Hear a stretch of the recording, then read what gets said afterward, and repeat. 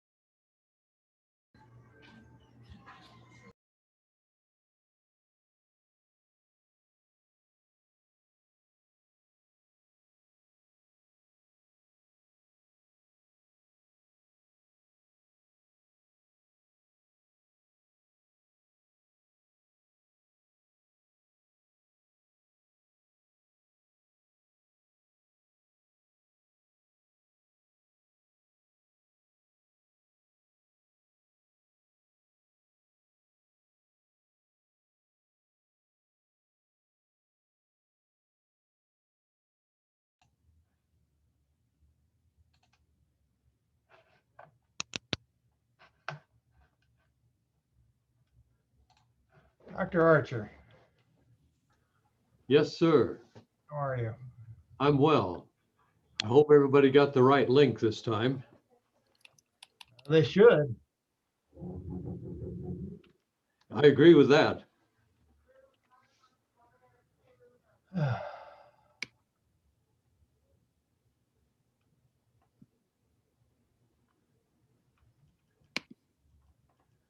Well, Mr. Christopher got the right link. Yes, I did. Paying attention to the emails. Excellent. I got 3 of them from you. I'm 3 of your classes. I suspect that, yes, some people did. Nancy got the right link.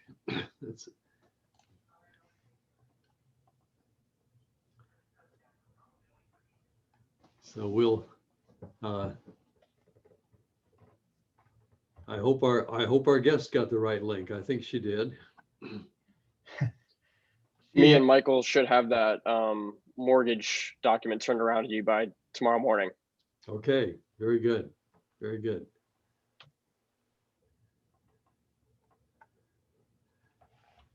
So you can rush on to some other fun.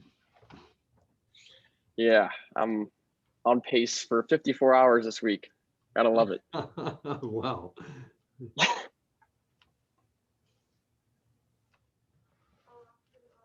And there's Mr. Grumman from the law school. Nathan, have you heard from CoStar?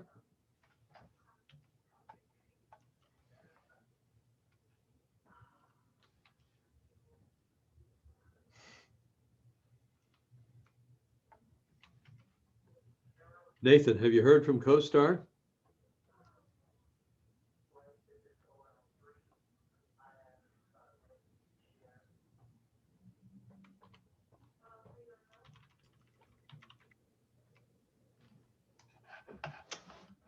Said he's having audio issues there. Yeah, right.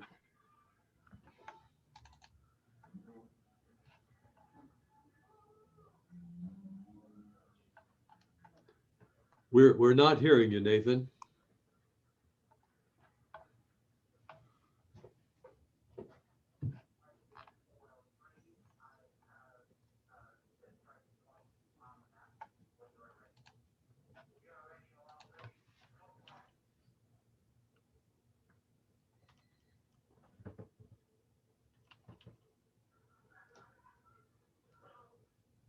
Oh, you do? Oh, that's good news. Excellent.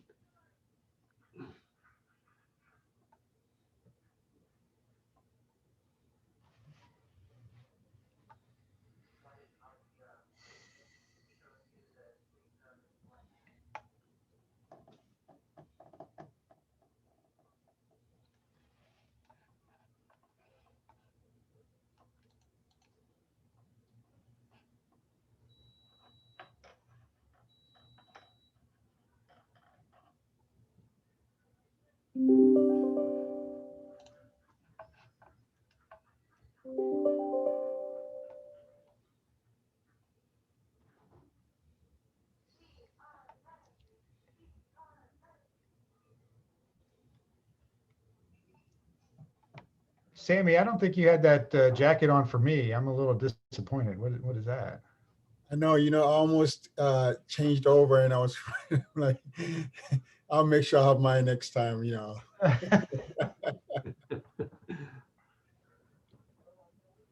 I sent you a message to try and connect with you. I don't know if you got my message or not. So would love to come out and hang out. Love to have you.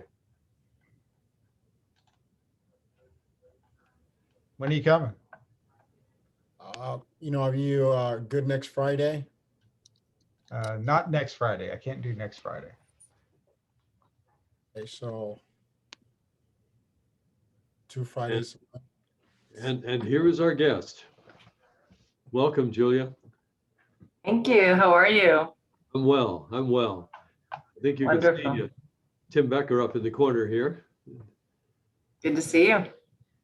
To see you. I hear we're gonna have to pay you now. We're Yeah, too much.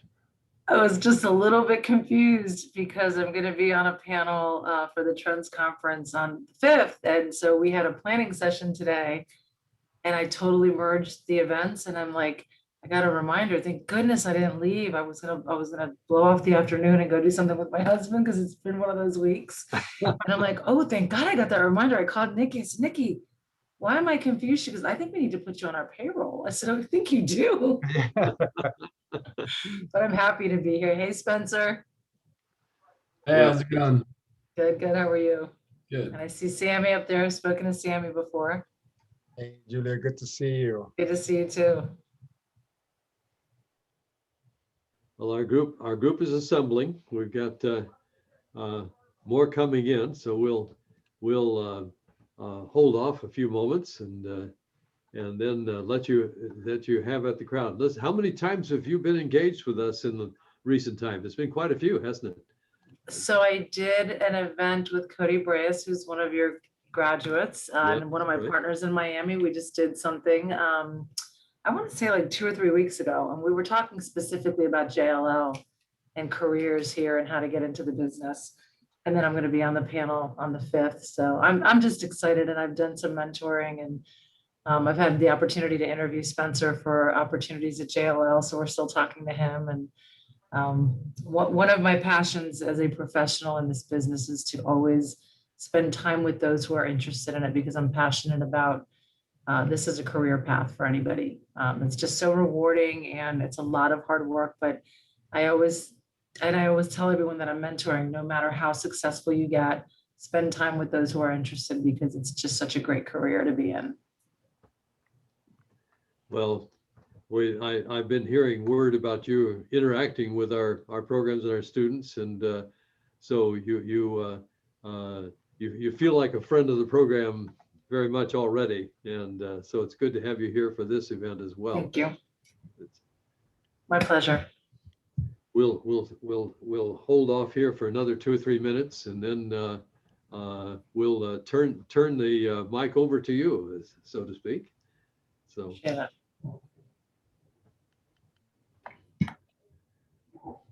This is a demanding time. I've given all of my students, which are a pretty large share of these folk, I think more than enough work to entertain them for the next week or so. We're wrapping up the first module of the graduate program, and I think everybody's attacking with assignments and exams coming up, and so they're more than busy right now.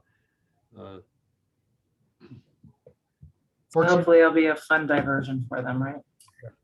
Hope so. Yes, that's. I suspect that's well put. Fortunately, Wayne, I haven't given them any work. That doesn't seem like you. In our business, it's called good cop, bad cop. And when you have partners, someone always takes one of the roles. So I get that. Now, how long have you actually been in Tampa at this point? So I have been in Tampa half of my life. Oh. But if I tell you that, then you're clearly going to get the math, and I don't need to share that, but 25 years. And so maybe a little more than 25 years, but just about 25 years. And I was born and raised in New York. And My parents came from Cuba, and my brother and my sister were born in Cuba as well. My whole entire family was born in Cuba, and most of my parents' brothers and sisters either immigrated to Tampa or they immigrated to California. My father had 9 brothers and sisters, and he wanted to get away from the heat, and he decided to raise us in New York. And so Tampa was always my second home, and I fell in love with it young, and I got into this market when there was absolutely nothing going on, and industrial was the most boring thing you could possibly dream of doing. And then it emerged into now today, one of the Yeah, hottest markets what in a the country. change. Right, Yeah. what a change. Yeah. Well, our students with our capstone coming up, our students may very well be looking at industrial. We think they will be. So I have a feeling you have words of great interest to them from where you are. When did JLL join you there? When did JLL? ask When it did they again? come to Tampa? Oh, gosh. I mean, it's JLL's been around for over 100 years. They've had a Tampa presence as long as I can remember. At least Okay. 25 years that I can remember. They've always had a presence in Florida. And so they started off as Jones Lang Wooten back in the day. I actually worked for them in New York City out of school, and then they became Jones Lang LaSalle, and now they're just JLL. Right, right. Well, I think we can go ahead and formally launch. Some of our students have been listening, and so they are already engaged of you. But group, let me formally introduce Julia Silva, and she's, as you can tell already from our conversation, a good friend of our program, very much engaged with us, and we're delighted to have her here to recognize as a ring speaker. As she just said a moment ago, she's with a very prestigious firm, JLL, long-standing, one of the most reputable firms in real estate brokerage and investment advisory services. And she's become their managing director out of Tampa. And so a very important position for Tampa and with the firm. And we're delighted to have her in a very important position for us as our ring speaker today. So Yeah. welcome, Julia, and have at it. Great, great. So just so that the crew that's joined us understands, I was a little confused because I've been speaking to the organization and I have a position on the panel on March 5th, and we had a planning session this morning. So I think in my mind, I confused and thought, oh, we had the planning session for the meeting on the 5th, and I didn't realize that today was something completely separate. Lucky for you, I got the reminder on my calendar 15 minutes ago, and I was like, I called Nikki and said, Nikki, what is this on my calendar? She goes, oh, it's a different meeting. I said, well, you guys need to put me on the payroll. And she was laughing. She's so cute. But I am honored to be here. I'm so glad that the calendar invite does remind you, for those of us who aren't that bright. And I have a real love for the University of Florida. My daughter graduated from the University of Florida, and she attended during the Tim Tebow era. I probably was there more than she was. Not gonna lie, 2 national championships in basketball as well. It wasn't a bad time for my daughter to attend. She went to, she majored in finance, and what was her minor? Her minor was urban redevelopment or something like that. And when she graduated, she decided to go to New York. She said she didn't want to be in my shadow. And that was smart because she didn't even want me to help her in the career field. She got her way into what's called a ring program, or a wheel program, actually. And she went to work for Newmark. And for the first year, a lot of the big firms do this in the city. For the first year, she worked in each department. So marketing, investment, sales, brokerage, name it, research. Every 2 months, she bounced around. By the 4th month that she was employed there, she had 4 brokers offering her positions. They saw that she had that knack. She grew up in the business. She did a lot of interning with other commercial real estate firms throughout Tampa, not because I helped her, I promise. And so now she's actually at CBRE in New York City running the Deutsche Bank account. So she's a proud grad, and I'm proud of her for going there. So yeah, so I'm just happy that I'm in industrial real estate right now, given the current conditions of the marketplace. And I will tell you that when I started my career, I never thought I would end up loving industrial real estate like I do. And I certainly didn't think it would emerge into what it is today, with e-commerce and Amazon making it everything about supply chain and getting product to your front door as quickly as you can dream it. And so that's putting pressure on the supply chain and the need for distribution space. And if you recall, when COVID hit and we couldn't get toilet paper, there was this thing called just-in-time delivery, and that just wasn't good enough anymore. It can never happen again. And so the supply chain also reacted to that. So a lot of the retail users also stepped up their game and took more warehouse space. So it's put a tremendous amount of pressure on the product to be delivered, to be developed, and the user is outpacing the delivery of space that's being constructed throughout most of the markets, particularly in Florida, specifically in Tampa. And so that puts a lot of pressure on investors who are looking for an asset class to invest in. And there's a lot of liquidity in the market. So a lot of investors are trying to find buildings to buy. And so there's this frenzy to buy buildings, which is putting cap rate compression on the buildings, and the buildings are trading at really high numbers because the other asset classes are in somewhat of a recovery mode, and in some cases still hurting. Hospitality is one of them. We could argue retail's kind of hurting. Julia, but we've there are... lost your voice. Oh. Can you hear me now? Yes. Oh, no, what happened? Where did I leave off? And then I lost your voice because you were on mute. Right? Anyway, so what I was talking about were the asset classes. Was I there? Yeah, we Yes, can. okay. Yeah. Okay, perfect. So the asset classes that are either suffering or recovering right now are putting more pressure on industrial, because industrial is a great asset to invest in. So cap rates are compressing, prices are hitting record highs all throughout the state of Florida, particularly in the I-4 corridor. We're rivaling cap rates that Miami always saw. We're getting cap rates in the very, very low fours on trades, particularly when it comes to, like, imagine an Amazon building that's 1 million square feet leased for 10 years. That is the hottest building that you can purchase today as an investor. And so the market is in really, really good shape, particularly in Florida, where we do not have a lot of the shutdown orders. And we have comparatively done really well with regard to net migration to the state on the residential side. And you can talk to any of your residential broker friends who can't keep inventory on the market, where there is a bidding frenzy going on one house. They'll get 5, 6 bids. People are outbidding each other, raising prices. People cannot get here quickly enough. I've never seen this much net migration into the market this quickly. And the shutdown orders have definitely contributed it to the pressure, and also our weather. And let's face it, Florida has had a championship year, particularly Tampa, with their sports team, and that gets national recognition. I'll be on national calls many times, especially right after the pandemic, when the Rays were getting into the World Series, and right after the Lightning won the Stanley Cup, and people would be on the national calls. Julia, what's going on in Tampa? Like, even the hospitality market's doing well there.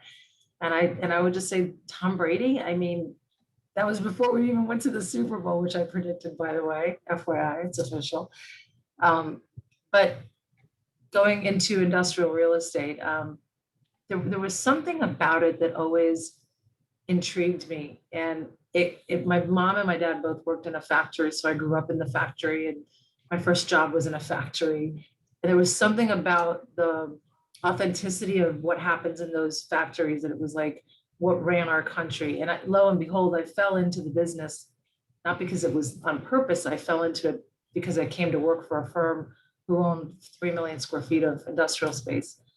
And at first I thought it was like dirty and certainly not high class. And people would say, "Oh, why are you doing industrial? And you look like an office broker." And I'd say, "God, because I love it." And they'd be like, "Oh, she's an idiot."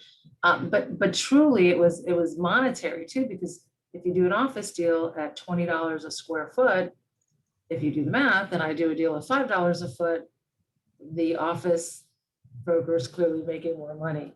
And, but it didn't matter to me. To me, it mattered what was happening in the warehouses. And what I love about industrial is that I can do a deal for a small company, and it's a small mom and pop, like 1,000 square foot tenant. Maybe it's somebody's parents who are mortgaging their house, and this is a franchise for them, and this is their dream. And I put them in a small space, and when they call me 3 years later and say, "Hey, Julia, I need 5,000 square feet," or "I want to buy a building," that's what I love about helping clients, especially the smaller companies that you see are just like regular people, the small businesses that really run our country. And then there's, things that happen on the manufacturing side that you can have one company manufacture one thing, another company, and they have nothing to do with each other. So the deals are very intricate, and you have to understand what the tenant or the user needs the building for. And every single user needs the building for something different. Some users have to be near an airport because they're more air cargo driven and it's more of a delivery service. And then some people need rail, so you have to get them near a rail artery. Some people are distributing locally, so they don't have to be next to like an I-4 or an I-75 or an I-95. They can be inbound and they can be closer to the population. If they want to take their product throughout the state of Florida, those users are going to need to be near I-4 and I-75. And so it's not just about understanding industrial real estate and the asset itself, which that in and of itself has its own intricacies that you have to understand also. It takes a long time to be really good at this business. And I will tell people that think it's glamorous and, oh, these guys make a lot of money. It takes decades for you to get to that point. It takes a good 5 years for you to start really making money in this business. And I'm absolutely serious about that. If you're going to go into brokerage, you have to have some kind of, some kind of money or some kind of situation where you can take 2 to 3 years with no income and take the risk. And it could be incredibly lucrative later, but it's a lot of hard work. If you're lucky enough to join a team that is already established, that has product, that's also very helpful because at least there'll be some revenue coming in. And usually the way it works in industrial is that if you have, let's say, a portfolio of, let's just say 2 million square feet. If I'm a broker and I have a 2 million square foot portfolio, generally speaking, the tenants in that portfolio have leases that renew almost every year. And so that becomes a residual income for us. So when we can land a big portfolio of space like that, we have to take really good care of those tenants so that they stay with us and those renewal revenues come into the firm. And there's all these different strategies to make sure that you can do that well. In brokerage, there's several ways you can become a broker and things that you can specialize in. So as a broker, you can be an agency broker. And an agency broker means that you are representing landlords.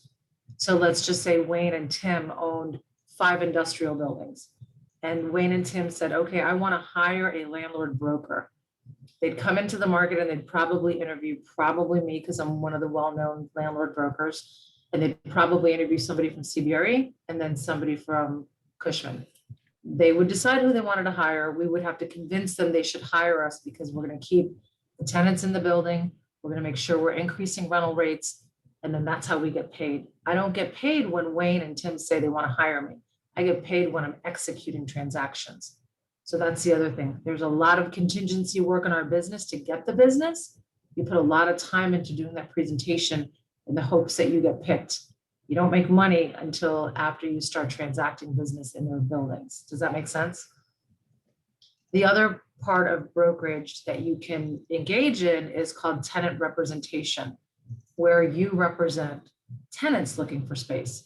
And some people will focus on, I'm a tenant rep broker, and some people will focus on, I'm an agency broker.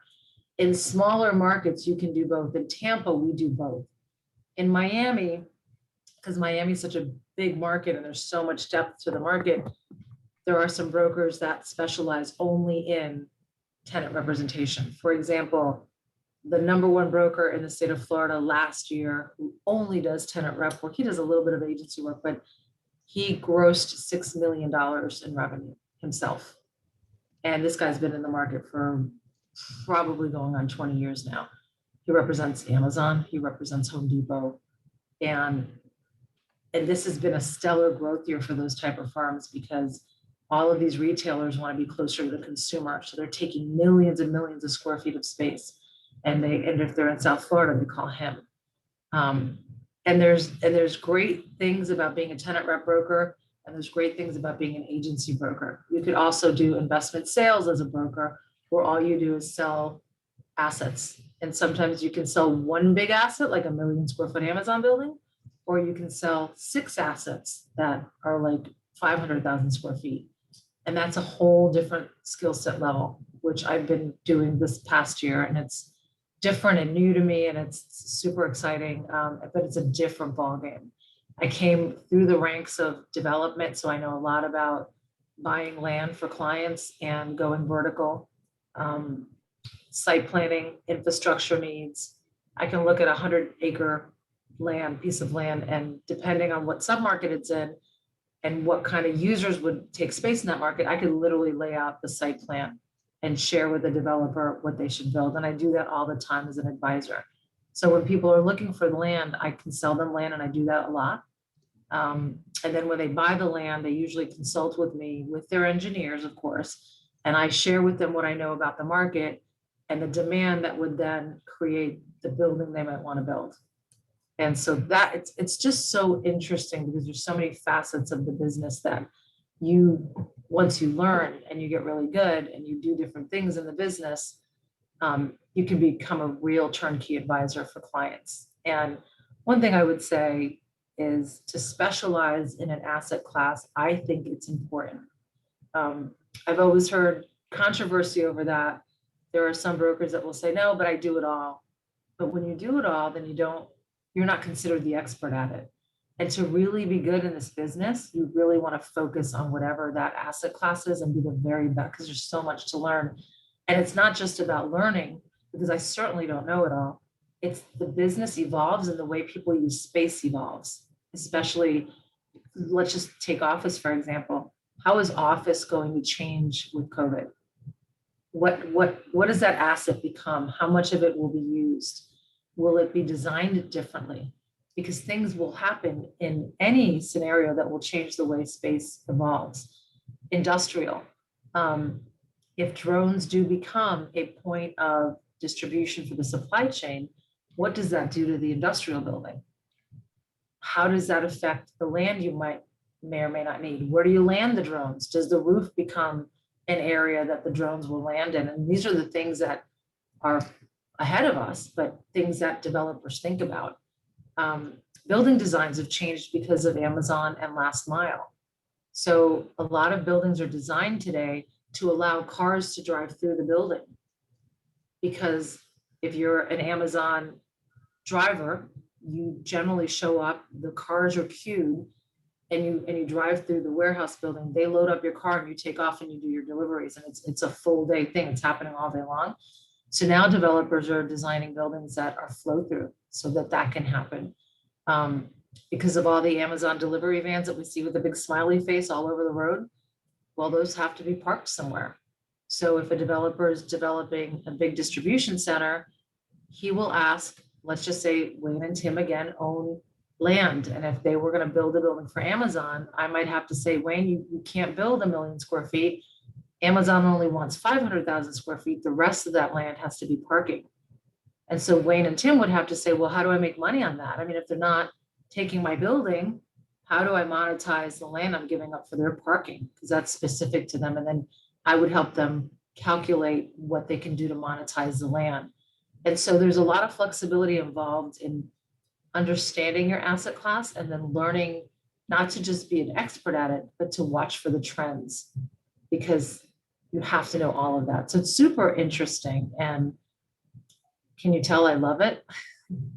I absolutely love the business. It's fun, it's challenging.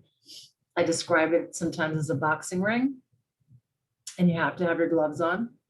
because I'm making it sound super easy and fun, and it is, but you have to know how to negotiate. So there's a legal component. You have to know how to negotiate leases. You have to know how to negotiate sales contracts. And those can get very contentious. And yes, firms have attorneys, but as a practitioner of what I do, I have to make sure that if I'm on the landlord side, I'm representing the landlord and I'm making sure that the landlord is protected, even if the tenant wants something that's very specific to them. But if I think it's going to compromise the landlord and the building, I've got to be a mediator and get in there and make sure I'm fighting for my landlord. If you're on the tenant side, same thing. If the tenant needs something that could implicate the landlord, then you've got to advocate for the tenant. So there's that part of the business that's interesting and challenging. And then just from a competitive standpoint, when you're a broker and you're working for a big firm like mine, how do I stay ahead of my competition? What do I do differently? Because at the end of the day, we're all very good at what we do. But how do I sell my steak versus the restaurant down the street who has the same type of, we might have the same best chefs in the world. And let's just say Preston owns a restaurant and I own a restaurant. If he and I have great chefs and we travel the world to find them, if Preston doesn't deliver that steak on the table with some flair, that steak on Preston's table is not going to be remembered, mine will. So you have to make sure that the delivery and your execution and everything you do is memorable. And that's what I try to do. So I'll give you an example of that. If you walk one of my vacancies, if I have a vacant space in one of my buildings, I have a refrigerator, I have cold water, I have a welcome table, I have great marketing materials. I usually have little trinkets. I have snacks because I want your experience when you're walking through my space to be memorable. People are looking at buildings all day long. So when they come to me, they'll remember, oh, she was really thoughtful. And those are things that I learned from residential brokers when you go to an open house, if you guys can imagine that, right? I want my tour, when someone tours my building, to feel like an open house. Sometimes I have flowers, but those are the things that personalize the delivery of what I do. And no matter how much you learn and how good you are, you have to personalize the experience that you give any consumer, if that makes sense. So that was a lot. And I'm half an hour in, and I think I'd love to take questions if you guys are good with that. Good afternoon. Clearly, industrial's been one of the big winners during this pandemic. Is that sustainable, though, post-pandemic, and how do you see it changing? So that's an interesting question. And the trajectory for growth and I'm going to go with e-commerce because that's what was really growing and driving the need for more industrial. And the trajectory before the pandemic was that 12% of all retail sales was attributed to e-commerce. And we had projected, most major global firms like ours and CBRE had projected a 10-year trajectory where that would probably get to 35%. And at that pace, we could figure out how much square footage, and I'll get to that in a minute. Based on demand, there's a certain amount of square footage that's needed. But I'll stick to the trajectory and then I'll go to the demand. After the pandemic, in 6 short months, that trajectory hit almost 30% in 6 months. Because behaviorally, we changed the way we bought things. And people who would never dream of going online, buying groceries, buying supplies, they now had to learn how to do it. And I submit to you that I don't think that's going to go backwards. There might be a little bit of a dip, but I think once you behaviorally become accustomed to something and you get comfortable with it, and you realize the efficiency it creates in your life, you keep doing it. And so this is the trajectory part, and this goes to the supply and demand part. It's said that for every $1 billion in retail sales, for every $1 billion in e-commerce sales, you need 1.2 million square feet of space. So for every billion in e-commerce sales nationally, you need 1.2 million square feet of space. And that's really what's driving the need. At some point, some markets are going to be tapped from an infrastructure perspective. And so what you're seeing in some markets is that people are going multi-story. You're seeing multi-story industrial being delivered in Seattle successfully. Miami's looking at a few projects, and New York, I think Brooklyn has one. And it's really weird when you see them because it's like literally 3-4 stories of industrial warehouse space. And then the outsides of them are almost like the background that you have, you see the ramps going up. Those are the ramps that they're like exit ramps going up to the floors for the tenants. I saw the first one built in Seattle, I want to say 3.5 years ago. I was at a NAM conference out there and Amazon took the majority of it. And there was another user that took the rest of it. But so you're going to see that in markets that don't have land. So yeah, I don't think we're going backwards, but I definitely agree with you. We've been the net beneficiary of the change, the behavioral change in consumer patterns for sure. Thank you. You're welcome.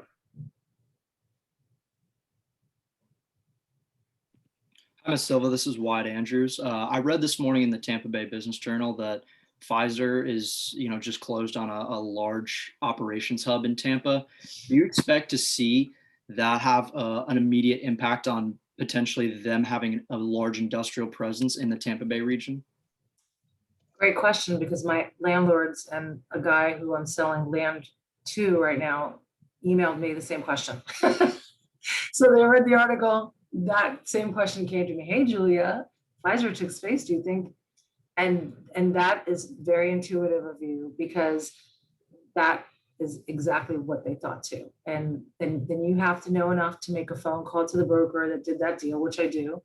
And that broker is an office broker with Cushman and Wakefield. The thing I will tell you, just to make this more personal to you, Wyatt, if you're in the business one day, or if you are already, it's so important to have good relationships with every single broker you could possibly have. And the believe it or not, the country is a very small pool for people in commercial real estate. So you don't want to burn your bridges. You want to make sure your relationships are good so that you can call up that office broker and say, hey, congrats on the Pfizer deal. Do they need industrial space? And oh, by the way, I've got a developer who's putting up 500,000 square feet that you don't know about because he's under contract.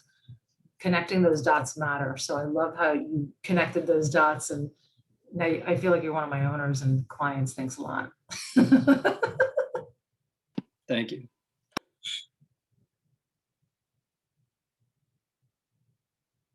Preston, you're being quiet. No questions? I'm good for right now. Okay. Anybody else have anything? So Julia, maybe you Julia, could, you described kind of broadly some of your roles and responsibilities and how you cater to the needs of your customers with flowers and decorations. So as far as time management in your role, can you just briefly share with us, do you make decisions on the fly? Are you strategic with your planning, your calendar out? I mean, how does that work for you in your role? Well, certainly the way I was unprepared for today's call is not indicative of how I plan, but I'm methodical about it. I often think of efficiency in the forefront always. So from an operational standpoint, I have to manage my team. For example, I just landed a huge piece of business Tuesday, and the third largest landlord in the market that has 2.2 million square feet picked us to be their landlord representative. And I'm more than capable of handling that, but I need a team to help me do it. So the first thing I do is we have a kickoff meeting. We talk about roles and responsibilities. I have a transition checklist, which puts accountability not just on my team, but on my client, because they have to give me things and they have to produce things in order for me to execute. And so it puts both the client and my team on notice and accountable for the things that have to happen to transition smoothly into winning that award. That's the first thing I do. But with regard to execution, everything is methodical. And I always think about including my entire team. A lot of leaders will take it all on, and it's the worst thing you can do. You have to leverage and lean on the people that make the execution possible. So my marketing people are with me, my research people are with me, my executive assistant is with me, my other partners are with me. We're all in the room. We all have something to do with the assignment, and everybody's accountable for it. If you're the quarterback and you hold on to the ball, no one's catching anything. You have to know how to, that's part of time management to me. And then there are always efficiencies that can be created with apps. I'm a big proponent of technology, and I'm always looking at new trends with apps. So if I feel like the team is strained, I might look to an app to get us more organized. For a 2.2 million square foot project, there's a lot to be done, a lot. It's 47 buildings. So that means I have to get signage for all those buildings, flyers for all those buildings. There's so much to do. Leases, blank leases from the client, proposals that they might want to use. There's probably 25 things that go into taking on an assignment like that. So we are super efficient. And with regard to planning, I'm not a fly-by-night revenue producer. I benchmark what we do, I benchmark what we've done, and how we scale the business. In brokerage, you're a business owner. We're not on a salary, so it's very entrepreneurial. And if you don't run your business that way, you can do okay. But if you don't know how to scale a business and then execute on it, you could fall flat on your face too. So it's so important to plan. So it's not just about winning the deals and winning the assignments, it's you must plan. And so business management is something that's critical. Technology, there's so many brokers that are so old school that won't touch their computers, won't touch technology. You could put an app on their phone, they have no idea what that is. And that, you adapt or you die, period. And so I don't care how old you get in the business. I'm one of the front leaders when it comes to new technology and introducing technology to my team. And a lot of my young team members will be like, well, how'd you find out about that? I'm like, well, I've got a 27-year-old daughter. That's how I know about that. But you just have to stay innovative so you can keep the team focused and you can scale your business no matter what it is you're doing. Absolutely. Super organized. Thank you. You're welcome. Can you speak on the inclusion of industrial uses in big box retail for packaging and last mile delivery? So yeah, so I would say that one of the biggest trends that has happened post-pandemic, but right before the pandemic too, is that you would see companies like Home Depot and Lowe's and the big box retailers start to take on and fully integrate on the distribution side. Before, those retail users, and just name the retail user, Target, all those guys, they would outsource that distribution last mile to what's called a third-party logistics. Have you guys ever heard that term? 3PLs.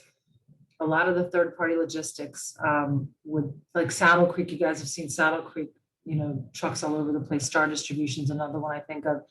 A lot of that stuff was outsourced and they lost the consumer side of it. A lot of consumers felt like they weren't getting that treatment that they deserved after spending a lot of money on, on a stove. You're spending $1,000, $2,000 on a stove, and some other guy's going to deliver it, and they just didn't execute. It goes back to the execution. So a lot of these big box retailers are taking that on. So you're seeing them take down millions and millions of square feet of space to control that part of the delivery. And that's also one of the reasons that industrial is blowing up the way it is too. I have a question to follow that for the last mile distribution. I had done a project on it. And I guess one of the problems that I was having was how could you be so close to an urban center yet have it pencil right, make enough income to kind of support a fulfillment center there? It's a great question. I will tell you that sometimes I'm floored at what they would pay. And it depends on who it is. If it's Amazon and Amazon has to be there, Amazon will overpay to be there. Because if it's an infill site and there's not a lot of land surrounding it, they're willing to pay a huge premium. I'm not sure how some of them pencil that out, but we represent Amazon. And when they're in the market and they have to have last mile, and for example, in St. Petersburg, which is one of the most densely populated counties in the state of Florida, believe it or not, there's very little land, if any, to develop. So They will go in and find a building and they'll retrofit the building. They'll spend millions and millions to take an older building and retrofit it, or they'll find an old dump site and they'll remediate the dump site and they'll clean it and they'll do whatever it takes and they'll overpay for it to be there. So I don't know how they pencil it out. And I'll give you another example. They'll overpay on the rent. So if, let's just say the rental rate in Pinellas County, for example, is probably a $9.50 rate per square foot. FedEx took a building, signed a 15-year deal on a very mission critical site for them. And it was a very challenging site. They are paying $21 a foot.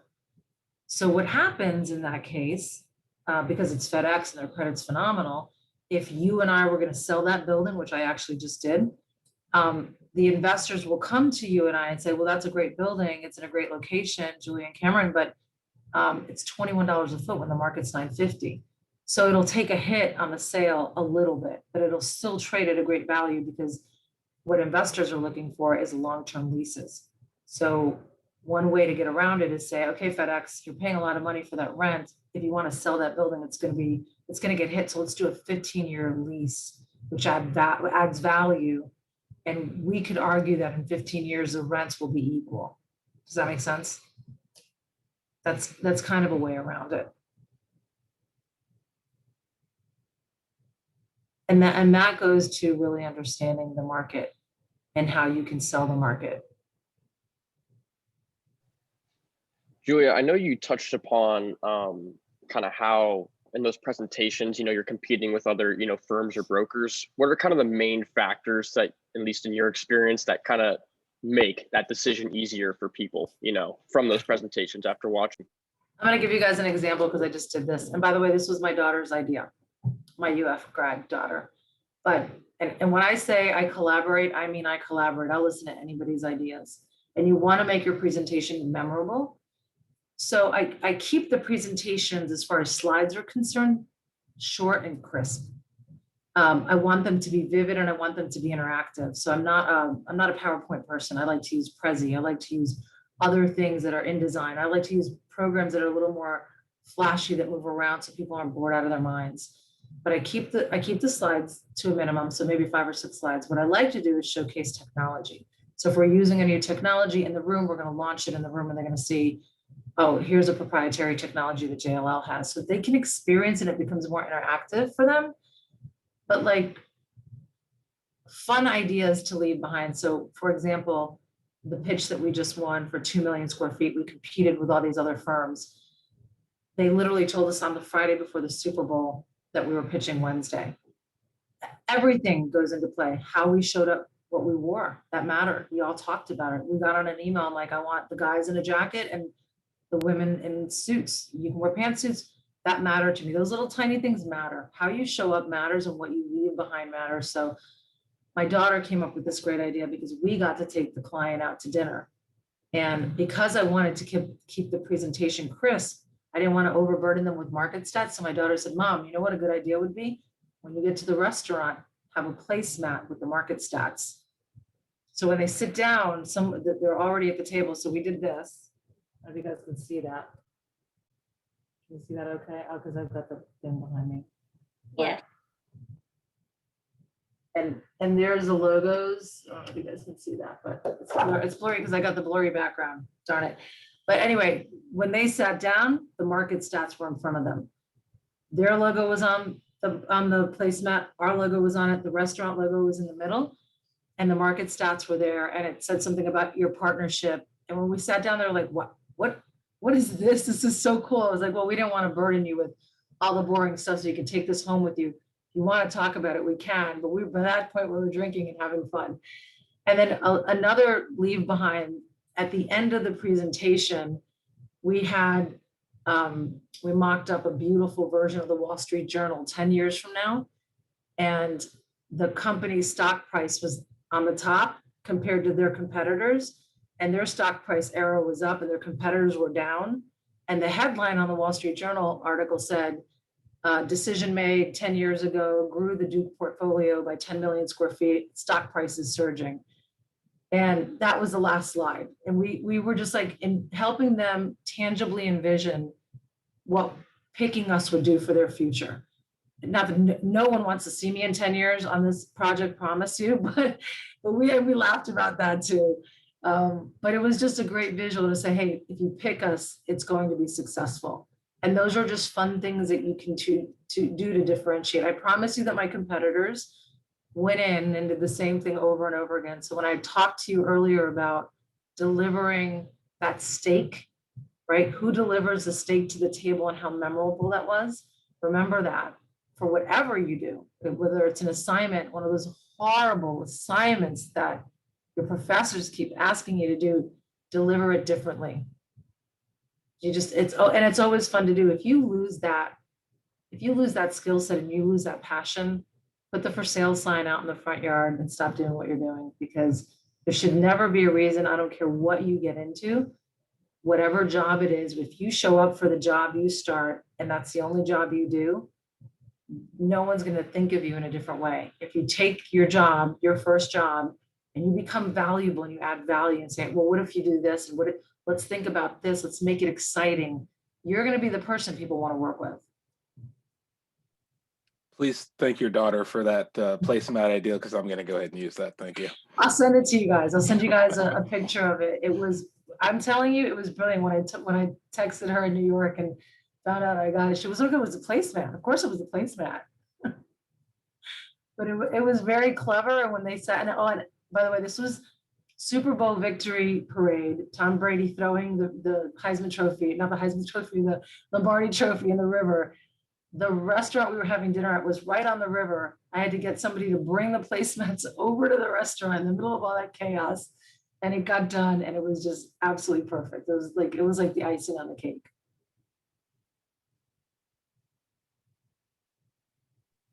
Hello, Julia. My name is Nancy from Vietnam. Nice to meet you. Yeah, please ask me back if you can understand my pronunciation, okay? I do.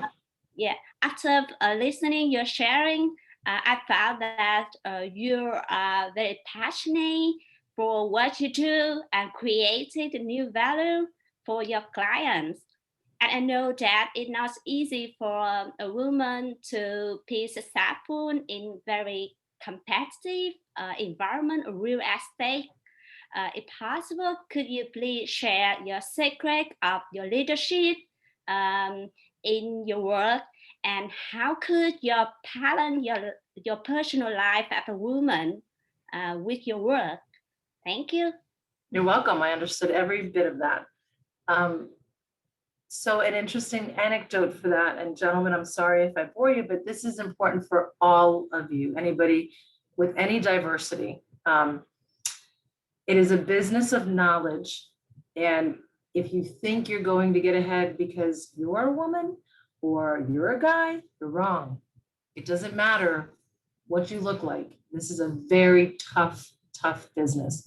And at the beginning, I will tell you to be creative, to add value, to make people who are surrounded by you want to work with you.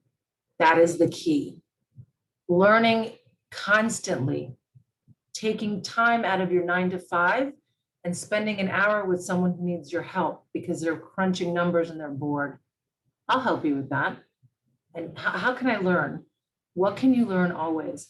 If someone's showing space, that may not be your job, but you can say, can I go on that tour with you? I'd love to see what you do. Take every opportunity to learn and every opportunity to be quiet when it's time to be quiet and learn from the experience. You cannot transact these deals if you don't know what you're doing. I've had the door shut on me. I've had people throw me out of their office. Horrible things. And you have to have very tough skin because it takes a long time to be very good. I would say that I'm still getting there. There's so much I'm learning every day. So listen, be valuable, take it all on, and be patient because it takes time. With regard to a family, my daughter wanted to be an attorney, but she saw me raising her with very high profile positions, running very large companies. And she said, Mom, you're an executive, you're a boss, and you're my mom and you're my coach. I coached her in cheerleading. We did competitive cheerleading all over the country. And I had time for them. It was a beautiful career to balance my life. And I didn't know at the time, but I ended up having that experience. And so she went from wanting to be an attorney to doing this because she felt like she could have a balance. And that's one of the other reasons I'm passionate about it. By the way, you do have to work a lot. At the beginning, you have to. But with working at home now, it's not as bad. It's a lot easier for everybody. And I think that's going to be a benefit. If one thing COVID has done in a positive way, it has shown employers that people can be just as productive from their home and possibly work more than being in the office and being in traffic to get there. So I think that will take a lot of pressure off of women who want to have a family and be in this business as well. A lot of my teammates don't come into the office, and I know things are getting done. So it doesn't bother me if they're not in the office at all. I hope that helps. Thank you so much. I really wish to learn or to work for the people I admire. So if your company have any like internship opportunity, I hope I can keep in touch with you. Thank you. Absolutely. So you're welcome. You're welcome. Closing the deal. There she goes.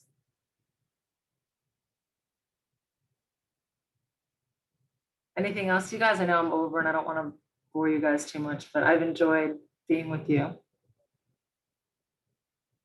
Can I ask you a little more about the investment sales side? I know you got guys like Luis Castillo down in the Miami office who is really kind of fresh into the industrial investment sales, but it doesn't seem like you could sustain it as your sole source of business unless you were doing large sales. So do you find to get into the investment sales side, you really need to have another line of business? That's a great question. Yes, and that's why I'm doing leasing as well. And specifically for Florida's got two top. So I came into investment sales about a year ago, and Florida has two top firms that are number one and number two. And JLL kind of was 3 and 4 sometimes, and then the HFF merger, if you're familiar with that, happened, which really puts them in a different role. I mean, they have really elevated their status. I think they were number 2 last year in the country. They've got the debt and equity placement group and just phenomenal culture with HFF. But in Florida, with the other two groups having decades of experience, they often get their deals handed to them. I mean, there is no competition. Cushman & Wakefield gets all of those deals. It's like a handoff because they just know. It's like anything else. When the steak is good and it's been delivered on the table, and by the way, that group is one of the best there is. There's no question about it. It takes time to gain market share. And I learned that when I came to Cushman & Wakefield and I had no platform. And in 4 years, I was the number 1 broker because of the stake scenario, right? If clients start getting an appreciation for how great Louis is and our team, and we execute the way we want to, and I think we will do it better than everyone else, in time it will happen. But that's one of the reasons I just took this assignment, because I also knew that as a partner of the firm, my best skill set is still in leasing. And this opportunity came up and I could have said, no, I'm not doing leasing anymore. But as a good partner to the firm, how could I let that business walk away when this is my expertise? And so I said, you know what, guys, I'm going to diversify myself a little bit and I'm going to do this while we're growing the other platform. So Louis has my full support, and it will just take time. But if you do it right, it will eventually happen, I believe. As far as that goes, do you cover a lot of territory around Florida for the investment sales, or are you focused yourself in Tampa? All of Florida. Louis has South Florida. I'm more Central Florida, North Florida, but we're all partners. And generally speaking, there's different skill sets that he has versus me.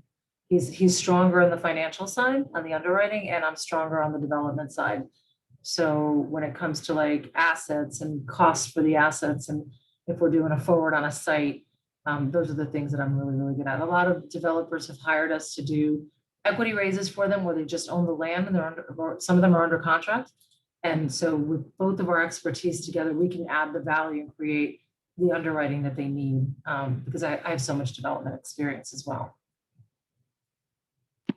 Thank you. You're welcome.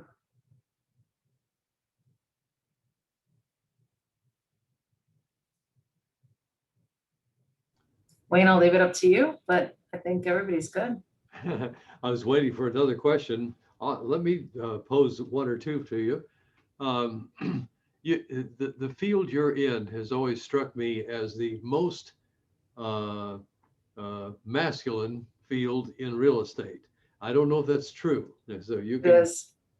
What percent would you guess now are in industrial brokerage are women? I can judge that by the conferences that I attend. And at my level, for example, at my level on the investment side, I was the only woman in the country. And that was just recent. On the leasing side, it's a little bit better. I would say maybe 4 to 5% women on the leasing side. Investment sales is really hard to crack into, really, really hard. Remember the boxing ring I mentioned to you earlier?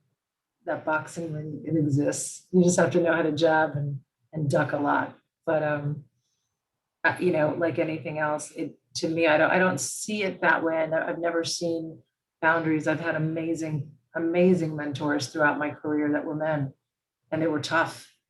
I mean, tough, very tough. They didn't care that I was a woman. So you have to have very thick skin. So you came into it kind of naturally because of your background and your interests. Can our women just walk into the industry, do you think, or is it changing? Is it opening? They stand a better chance for sure with the program and with networking. They have to put themselves out there. They have to be, you know, careful to not assume, but to certainly take the advantage of the people that they get to meet, me including. I've opened myself up and I've spoken to many of the students, and Preston and I are grabbing coffee tomorrow. I mean, there's just so much opportunity with the networking that you can take advantage of through the program. It helps. It's still hard though. And sadly, I hate what I'm about to say, but sadly, you kind of have to come in an administrative role. I hate that it's still happening, but it is.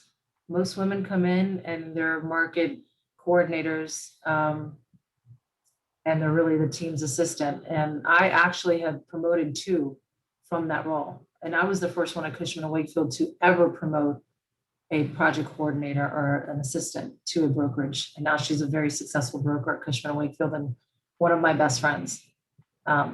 It's still a little tough. I hate to say it. But the women that do it are killing it because of what the flowers, the delivery, the way we execute. If you have the opportunity, it's very good. Does anyone have a final question? Well, thank you for this fascinating view of a burgeoning world, to say the least. And we will stay tuned and follow it with you. Thank you. And I'll be on the March 5th Trends panel. Indeed. Which will be fun. And I think we're going to get the mayor of Tampa at the final part of our panel to talk about Champa Bay, which is what we call ourselves now. I don't know if anybody knows that. She's going to talk about some of the growth in Tampa, what's happening post Super Bowl and post pandemic. So she'll end the 1-hour program with us. It'll be fun. Hopefully we're trying to get her. Let's see. Excellent. Thank you very much. Thanks, everybody. Have a great night. Thank you. Thank you. Thank you. Thank you. Thank you.